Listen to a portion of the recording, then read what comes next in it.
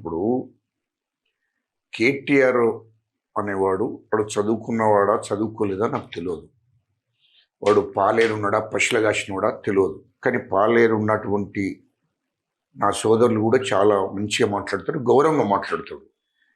పశువులు కాసే వాళ్ళు, గొర్రెలు కాసే నా సోదరులు వాళ్ళంతా వాళ్ళు చాలా బాగా మర్యాదగా, మనుషులకి ఎట్లా మర్యాదలో తెలుసు. కానీ అంతకన్నా అధ్వానం వాడు కేటీఆర్ అంటాడు. వాడు ఏం చదువుకున్నాడో తెలియదు. అక్కడ మరి పాయకాలను నూకొచ్చిండా అమెరికాలో, లేకుంటే రోడ్లు నూకిండా తెలియదు. కానీ వాళ్ళకు కూడా ఒక రెస్పెక్ట్ ఉన్నది సమాజంలో. ఒక రెస్పెక్ట్ఫుల్గా మాట్లాడతారు. సార్ రండి పొండి అని మాట్లాడతారు. అవును, పశులగాష్టోళ్ళైనా, పాలేరున్న నా సోదరులైనా, లేకుంటే అక్కడ రోడ్లు నూకేటువంటి నా అమెరికాలో రోడ్లు నూకి వచ్చిండగా మరి ఆ నూకే వాళ్ళు కూడా చాలా రెస్పెక్ట్ఫుల్గా నా అన్నదమ్ములు, నా అక్క చెల్లెలు వాళ్ళందరూ కూడా చాలా బాగా మాట్లాడతారు. మరి ఏం చేసి వచ్చిండో నాకు తెలియదు. కానీ వాడు మంత్రిగా పనిచేశాడు. ఒకటి గుర్తుపెట్టుకోండి, వాడు ఎమ్మెల్యేగా మంత్రిగా పనిచేశాడు. మరి ఇప్పుడు ఎమ్మెల్యే వాడు. మరి వాడికి అంత రాజ్యాంగం మీద గౌరవం లేకుండా, చట్టాల మీద గౌరవం లేకుండా, అసలు ముఖ్యమంత్రి గారి మీద కూడా గౌరవం లేకుండా ఇష్టం వచ్చినట్టు మాట్లాడడం, అది మరి వాడు ఏమి అసలు వాడు ఏందో అని జీవితం అంటే మాకు తెలియదు. వాడు ఇంత బాగున్నది. ఎందుకంటే దోసుకున్న డబ్బంతా మన దగ్గర ఉంది, లక్షల కోట్ల డబ్బు ఉంది కాబట్టి హామ్తో మాట్లాడుతున్నటువంటి కేటీఆర్కు వారి థర్డ్ క్లాస్ పార్టీ అంటే ఒక్కటి నేను అడుగుతున్నా. థర్డ్ క్లాస్ పార్టీ ఏముందిరా భయ్? నాకు ఒక మాట చెప్పు. థర్డ్ క్లాస్ ముఖ్యమంత్రి అంటావు. థర్డ్ క్లాస్తో నీ ఎవరంటారు? థర్డ్ క్లాస్ పార్టీ అనేది ఏ పార్టీని అంటారు? టీఆర్ఎస్ పార్టీని అంటారా భయ్? కాంగ్రెస్ పార్టీకి 130 ఏళ్ళ చరిత్ర ఉంది. కాంగ్రెస్ పార్టీకి దేశానికి స్వతంత్రం తీసుకొచ్చిన పార్టీ కాంగ్రెస్ భయ్. ఇది దేశానికి స్వతంత్రం తీసుకొచ్చిన పార్టీ కాంగ్రెస్ పార్టీ. ఈ దేశం కోసం ప్రాణిత్యాగం చేసినటువంటి పార్టీ కాంగ్రెస్ పార్టీ నాయకులు. ఎందుకంటే నెహ్రూ గారి తండ్రి ఈ దేశానికి స్వాతంత్రం రావాలని ఆనాడు డబ్బులున్నటువంటి వ్యక్తులు, మా నెహ్రూ గారి కుటుంబం కానీ, తండ్రి తాత కానీ డబ్బులున్న కుటుంబం. చరిత్ర తెలుసుకో. దేశ స్వతంత్రం కోసం పోరాటం చేస్తున్నటువంటి ఉద్యమకారులకు, యోధులకు డబ్బులు ఖర్చు పెట్టి ఆనాడు దేశానికి స్వతంత్రం రావాలని చెప్పి వాళ్ళ సొంత డబ్బు సంపాదించిన, తాత ముత్తాతలు సంపాదించిన డబ్బు, నెహ్రూ తాత ముత్తాతలు సంపాదించిన డబ్బు అంతా ఈ దేశం కోసం, ఈ ప్రజల కోసం, దేశ స్వతంత్రం కోసం ఖర్చు పెట్టారు. అంత కష్టపడి దేశానికి స్వతంత్రం తీసుకొచ్చారు. ఆ దేశానికి స్వతంత్రం తీసుకొచ్చిన పార్టీ కాంగ్రెస్ పార్టీ. అది గుర్తుపెట్టుకొని మాట్లాడాలి. దేశం కోసం ప్రాణత్యాగాలు చేసినటువంటి వాళ్ళు ఇందిరాగాంధీ అమ్మ, మా రాజీవ్ గాంధీ ఈ దేశం కోసం ప్రాణత్యాగం చేశారు. కాంగ్రెస్ పార్టీ చరిత్ర ఇది. తెలంగాణ రాష్ట్రం ఇచ్చిన పార్టీ కాంగ్రెస్ పార్టీ. తెలంగాణ రాష్ట్రం ఇవ్వడంతోనే కదా కేసీఆర్ అంటోడు ముఖ్యమంత్రి అయ్యిండు, కేటీఆర్ అంటోడు మంత్రి అయ్యిండు, హరీష్ రావు అంటోడు మంత్రి అయ్యిండు. అది గుర్తుపెట్టుకోవాలి. లేకుంటే మీ 10 జన్మలు ఎత్తిన మీరు ఈ రాష్ట్రానికి ముఖ్యమంత్రి కానీ మంత్రి కానీ అయ్యే పరిస్థితి కాదు మీది. ఆ స్థాయి కూడా కాదు. ఎందుకంటే థర్డ్ క్లాస్ నా కొడుకులు మీరంతా.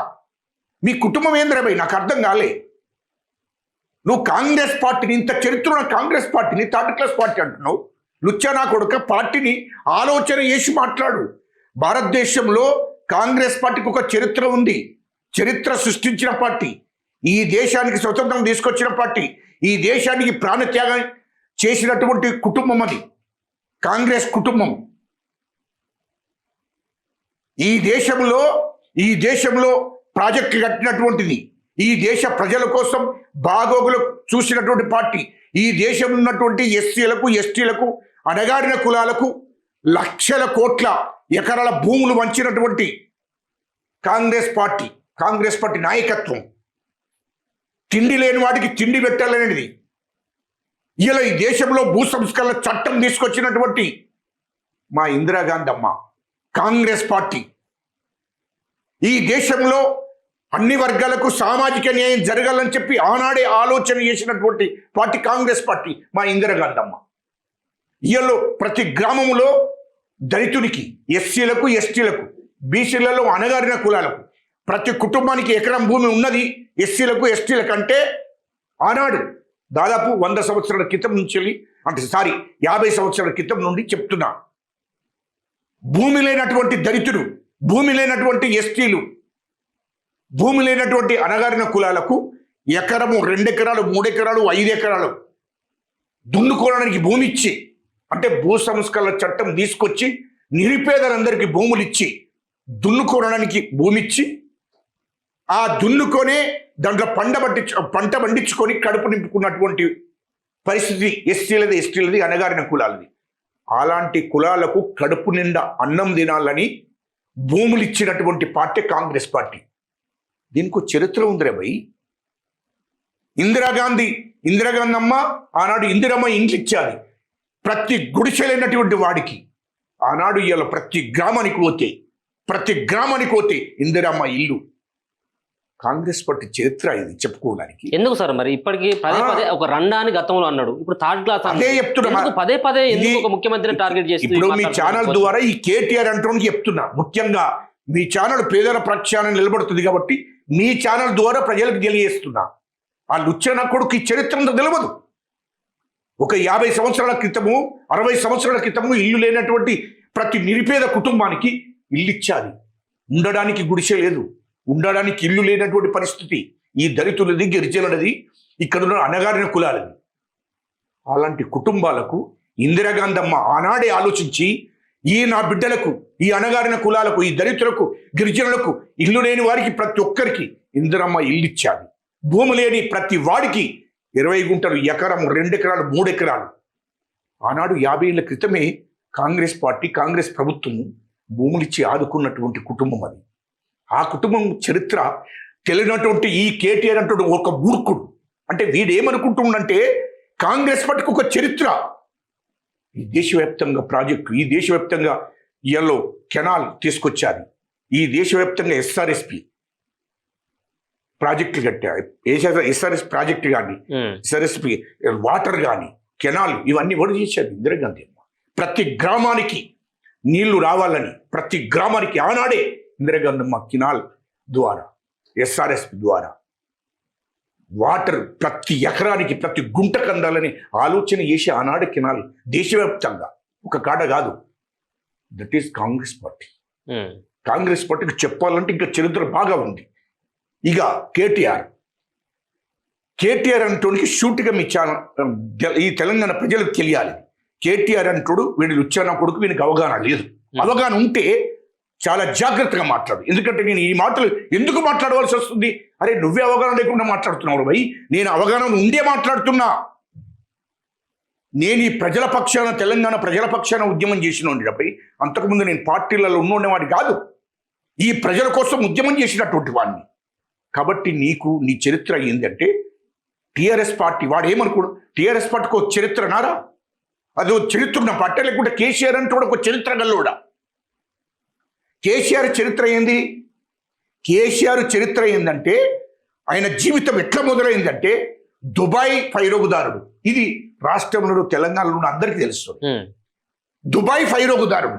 దుబాయ్ పంపిస్తారని దళితులను, నిరుపేదలను, అణగారిన కులాలను వాళ్ళు కష్టపడి ఊళ్ళలో పనిచేసుకుంటే మిమ్మల్ని దుబాయ్ పంపిస్తే డబ్బులు సంపాదించుకోవచ్చు అని చెప్పి కూలీలు, కార్మికులు గ్రామాలలో ఆనాడు 30-40 ఏళ్ళ కిందట కూలి పని చేసుకున్నటువంటి కూలీలను దుబాయ్ పంపిస్తని ఒక్కొక్కరి దగ్గర 10,000-20,000 తీసుకొని కూలి పని చేసుకున్నటువంటి కూలి చేసుకున్న వాళ్ళు అందరూ ఊళ్ళలో అప్పులు చేసి దుబాయ్ పంపిస్తారంట కేసీఆర్ ద్వారా అని చెప్పి ఆ డబ్బులను తీసుకొచ్చి కేసీఆర్ ద్వారా అప్పయిపితే ఆయన దుబాయ్ ఫైరోల మీద ఆ డబ్బులన్నీ మింగి ఢిల్లీలో పోయి బతికిండు.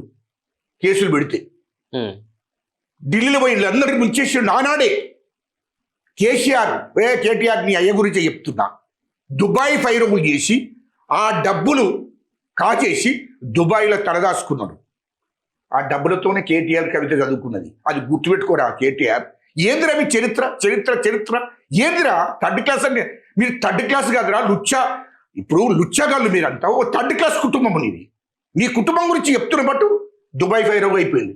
ఆ తర్వాత ఇవన్నిటినీ, ఆ తర్వాత కాంగ్రెస్ పార్టీలో ఇప్పుడు అంటారు కదా, ఇప్పుడు మీరు ఆయన గురించి చెప్పింది కాబట్టి ఒక మాట, ఆయనను తెలంగాణ తీసుకొచ్చినటువంటి అపర మేధావి, ఆయనే తెలంగాణ జాతిపిత అని చెప్పి చెప్పుకుంటా ఉంటారు. ఎవడన్నాడే? వీళ్ళంతా ఎవడన్నాడే? గుర్తించాలని చెప్పేసి అంటా ఉంటారు కదా. మీడియా వాళ్ళకి కూడా తెలియదు. మీరు ఇంకోసారి మాట్లాడుకోండి. వాడు లుచ్చా నా కొడుకు, వాడు లోఫర్ నా కొడుకు, వాళ్ళ గురించి చెప్తున్నా. గాడు తెలంగాణ తీసుకొచ్చుడేందయ్యా? తెలంగాణ తీసుకొచ్చిన మేమయ్యా బాబు. తెలంగాణ చరిత్రకు పోదాం రండి. ఒకసారి మీ మీడియా వాళ్ళందరూ ఒక ప్రజాకోర్టు పెట్టండి. అన్ని జిల్లాల్లో ఒక ప్రజాకోర్టు పెట్టండి. ఎవడెవడు ఉద్యమం చేయరు. 1200 మంది బిడ్డలే చనిపోయిన వాళ్ళు, విద్యార్థులు 1200 మంది బిడ్డలు చనిపోయారు. ఎవడపోసమ్మ ఎవడు తీసుకొచ్చినా తెలంగాణ తీసుకొచ్చి 1200 మంది బిడ్డలు ఆత్మహత్యలు చేసుకుంటారయ్యా. ఆ 1200 మంది బిడ్డలు ఎవరు? వీడి కుటుంబమా? కేసీఆర్ కుటుంబమా? 1200 మంది బిడ్డలు నా జాతి బిడ్డలు. ఎస్సీలు, ఎస్టీలు, బీసీలు, రెడ్లు, వీళ్ళు ప్రాణత్యాగం చేస్తే వచ్చిందయ్యా తెలంగాణ. వాళ్ళు పదే పదే చెప్తా ఉంటారు. పదే చెప్తే నా కొడుకులకు పదే చెప్తే డబ్బుంది. మీ మీడియా వాళ్ళు అందరూ సపోర్ట్ చేస్తున్నారు కాబట్టి వాళ్ళు ఆ మాట మాట్లాడుతున్నారు. ప్రజలు తప్పుదో పట్టిస్తున్నారు. ఎవడయ్యా? 1200 మంది ఆత్మహత్యలు చేసుకున్నారయ్యా. శ్రీకాంతచారి పెట్రోల్ పోసుకుని చచ్చిపోయేటట్టు చేసి హరీష్ రావు అనేటోడు. మీకేం తెలుసు అది చరిత్ర? మొత్తం టోటల్గా 1200 మంది బిడ్డలు చనిపోయారు. 1000 మంది జైలు పాలయ్యారు. 1000 మంది, 100 మంది జైల్లో ముంగారు. ఇన్నయ్య ఏందయ్యా? ఇన్నయ్య చేయబోయింది. ఇన్నయ్య చరిత్ర ఏంది? ఒక ఉద్యమకారుడు. అలాంటి వాళ్ళు చాలా మంది ఉద్యమాలు చేసి పోరాటాలు చేసి ఎన్నుకౌంటర్లు అయిపోయినరయ్యా.